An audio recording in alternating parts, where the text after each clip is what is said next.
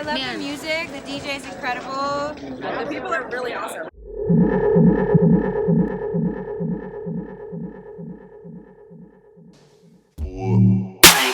Headshot. Sit down. And do it. Pass out. Wake up. Made it.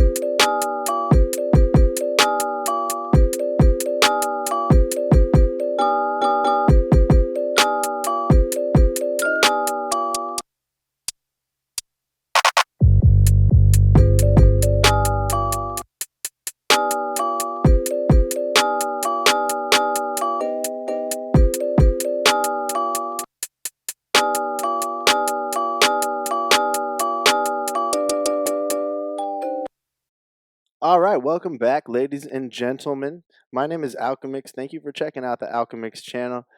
We mainly focus on DJ and music production reviews, but I had to show you guys perhaps one of my favorite pieces of gear of all time. I rarely go deep into customizing and modifications on these things, but this one had my heart from the moment I picked one up. I was at a Guitar Center and I saw one of these bad boys used, and I thought, what the heck is this? And when I picked it up, that was the moment. When I felt how heavy this thing was, this was not just an empty plastic box like a lot of the controllers that us DJs are playing with nowadays. This was something completely different, and it was at the time where I was very intrigued and interested by Standalone in the DJ world, kind of getting our first rigs that didn't need a computer. So seeing something that was a music production device, such as the MPC Live, no computer needed. It has onboard batteries that last for about 6 hours. It's awesome how long you can go without having to plug in on this thing. It really was a game changer. The touchscreen is really useful once you figure out your workflow.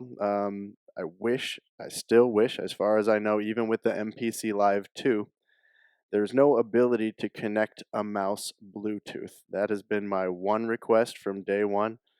Akai, I love you guys. I hope that you guys might do a firmware update or something that will allow us to just use a mouse. That obviously would be less fumbly than the touch screen, especially for those of us who have big old messed up mechanics fingers. I have been fixing cars since I was a kid, and I don't have delicate little digits here, so that's something that it can be a little frustrating, the touch screen at first. It's got a steep learning curve if you haven't messed around in the MPC world before, but it's so worth it. Yeah, the MPC 1 is kind of a light version of this. The MPC 2 is the MPC Live 2 is basically exactly the same as this, except for it has onboard speakers built on down at the bottom here. Let me tell you why I have no interest in an MPC Live 2. The MPC Live 1 is exactly as big as a piece of gear can really get and still be portable. It's just awesome because of how much they packed in here. However, in my opinion, just those few extra inches they added on the case with the MPC Live 2, it changed it from being just barely portable to not really portable. One of the first things I bought for this bad boy, a Magma case. They're super amazing. It's kind of semi-hard shell. It's not really like a flight case. I wouldn't check this in under an airplane, but for grab and go, this thing is amazing. And what I did for this one, I would recommend others who do. I don't know if you can see it. In that corner, I cut out a notch. That's right where this decoder knob is. And realistically, they're all kind of loose. I bought this one used, and it was already loose. But yeah, just to make sure it doesn't get worse, I recommend cutting that corner out. It does a great job of protecting it. I like to use a deck saver usually if this is something I'd hook up and leave like in a setup and perform with live. So far, I've just been making beats with this, although this is by far the best standalone unit I've found so far to potentially incorporate into a live show. I know a lot of people like the Roland SP404, which is also a great standalone beat making style device. Here's a little bit of info for you I wish I had found out before I had purchased my MK2 SP404. The SP404 samples at like 4800 hertz. This MPC Live right here samples at 4100 hertz. What that means, I want to use these both obviously standalone, not with an external mixer. The whole idea was you can have batteries inside your SP404, chain them together. They don't work together in standalone mode without some external mixing source. You cannot plug and play an SP404 routed through an MPC Live or an MPC Live routed through an SP404. It's heartbreaking. It's ridiculous. It feels like a calculated move. Somebody needs to do, again, some firmware updates to fix that because that's ridiculous. But here's what it all boils down to me. If I have my MPC Live in here, I can just barely fit that inside of my backpack. It will zip up all the way. If you're carrying an MPC Live 2, it will not. It's just a tiny bit bigger. There's an Instagram finger drummer who goes by Beats by J Black. He is amazing. If you don't know him, check him out.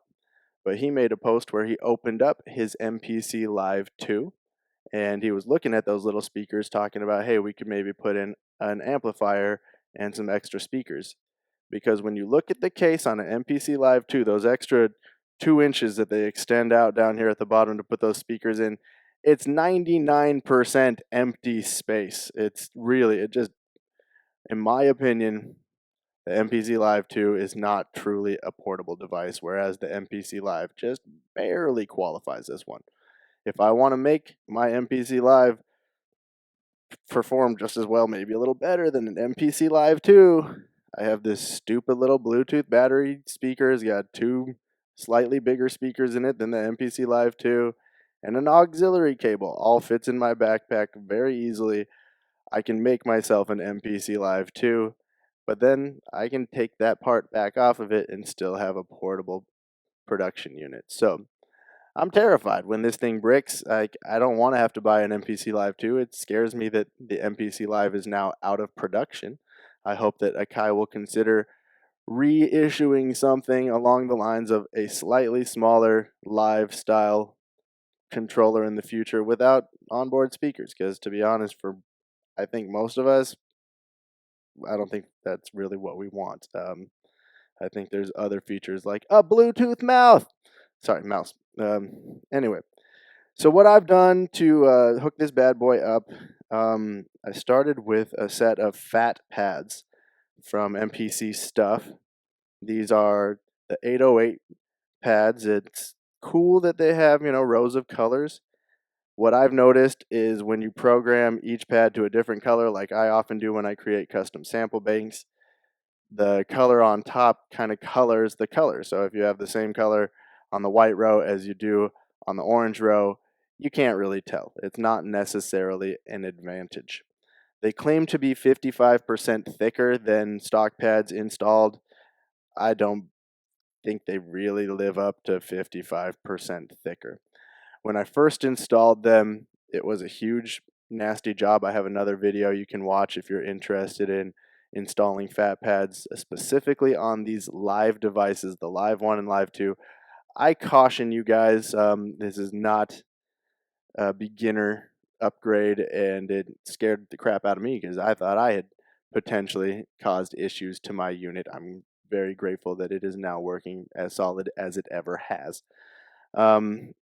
I would not recommend doing the 808 pads as I did. They look awesome static when it's off. However, I got a lot of advice after I posted my video that the clear pads make sense right off the bat. It's going to be better than the stock because you can see exactly what color you programmed them to. And according to all reports, the clear pads are the only pads that are a little softer. The MPC pads are known for being quite stiff, not the most comfortable to finger drum on. I will report that although these new fat pads, when I first installed them, felt pretty much exactly as stiff as the stock pads on the MPC, after a couple months of going hard on this thing regularly, they have softened up a bit. They do feel a little softer than stock. A lot of the missing and glitch issues that I was experiencing when I first installed them have reduced some as I dialed in pressure sensitivity and velocity settings, but still a little bit goofy compared to the stock pads. The stock pads on mine were well worn, very accurate, but definitely they're very stiff. MPC pads on this level of gear, they I prefer the feel of my machine MK3 for sure. Those are very tactile, very velocity sensitive, very nice pads on the machine. Um, the skin, I believe, was also from MPC Stuff. I went ahead and went with white just because I figured it would be the most contrast compared to what these things look like stock. I do think it pops. It was also just the cheapest skin they had, which oftentimes influences my decision in how I'm going to customize my gear because I'm just a cheap bastard. This bad boy down here, rotary knob, this was 3D printed by an Etsy shop. I can't tell you the exact name. It was like Ocean Design or something weird like that, maybe. But it was pretty much the only 3D printed MPC custom live knob that I could find that didn't have a set screw. And a lot of people were complaining about the big metal options that do. I love the fact this is lightweight. It slipped right on. It's worked great, and it's pretty much the only one that I've seen. So I like being the dude. You can get them in different colors. High quality product. Definitely recommend. Just search MPC Live decoder knob or something like that in Etsy. I'm sure you'll find it. These knobs here. These bad boys were expensive. I almost chose to not get those because they came in, I believe, at $40 for those 4 aluminum knobs. However, those are like custom machine billet. When they arrived, I didn't feel bad about that choice anymore. Those things are like jewelry. They feel so nice and tactile and smooth. Those, I believe, were Carl Bronson. It was not a quick turnaround. I believe they made these custom to order. It took a little longer than the other parts I ordered about the same time, but worth every penny. If you really want to look top of the line and feel top of the line with your gear, drop the coin. And the nice thing, if I do have to upgrade to an MPC Live 2 or whatever, most of this stuff is going to swap across. This little bad boy here, I took one of the squares off the old pads that I removed from this unit, and I basically just cut it down so it wouldn't be as high a profile, and then use some double-sided tape to put that bad boy right there. The way I like to organize my sample banks on the MPC Live, my drums are almost always on the top, my loops are almost always on the bottom. So if I want to have a drum groove going and I don't want to have the hi-hats, but I want to keep rhythm with my right hand, I can just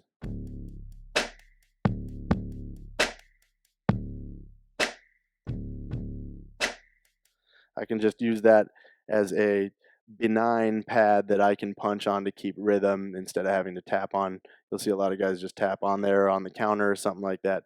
I like having a little pad there just to keep my finger fatigue minimal, but let me continue to keep my rhythm. Other than that, I went ahead and added a 500 gigabyte SATA drive for internal memory. I really haven't had any issues with this bad boy saving, exporting, and stuff like that. There's people that warn there's a dark side to standalone. You can lose all of your stuff if you don't back it up. I've been very lucky so far, but I probably should get better about backing my stuff up regularly, probably quarterly or something, because eventually these things will end up causing you heartache. The nice thing is having the internal SATA drive, like even if it breaks, I'm pretty sure I should be able to extract all of that saved information from that one. Um, like I've said, I just this thing absolutely changed the game for me. I started taking this with me to work every day. I would make a 35-45 minute beat every day. It took me almost a full year of using this daily for half hour 45 minutes before I really felt comfortable with my workflow and understanding the different terminology between, machine, my native language, and MPC. Now, of course, I've moved on to Ableton for final arrangement and stuff. So, I mean, really, it's all the same tools, just mostly called by different names, hidden in different areas you wouldn't normally expect to look. This is a full DAW workstation in a box. This thing does not. Everybody's like, oh, yeah, but you can't do this or that. No, there's really nothing that you can't do. There's another Instagram finger drummer I know called Welcome to the Low Life. He has an MPC one with auto tune running flawlessly inside of it. He'll sing over his own beats live all through his standalone MPC one, and it's dope. Like there's nothing you can't do. There's synthesizers in here. There's instruments and there's expansion packs, more drums. I personally just love the way that you're able to sample and chop and slice and everything. It just once you know the workflow, you can't really beat it. So I just wanted to show you guys one of my favorite tools and toys here. This is something that I expect to have for a long, long time as I move away from just using turntables to DJ, and I'm starting to try and do more live sets where I'm producing. I fully suspect that I'm going to be using this, the SP404. I have a little Omni 7-inch turntable and a tiny little Akai AFX mixer. There's just so many cool ways that you can create music live and on the fly with this stuff. I mean, that's why they called it the MPC Live, I'm sure. But yeah, I really hope this thing lasts forever because I'm not a huge fan of the size of the MPC Live 2. So fingers crossed that this little bad boy just continues to do what it's been doing for the last couple years and just work, work, work. Well, thank you guys so much for tuning in. I love you guys. If you have any questions, comments, leave them down below. If there's anything else you guys want me to review or show off for you guys, let me know. And I'll catch you guys on the next one. Thank you so much.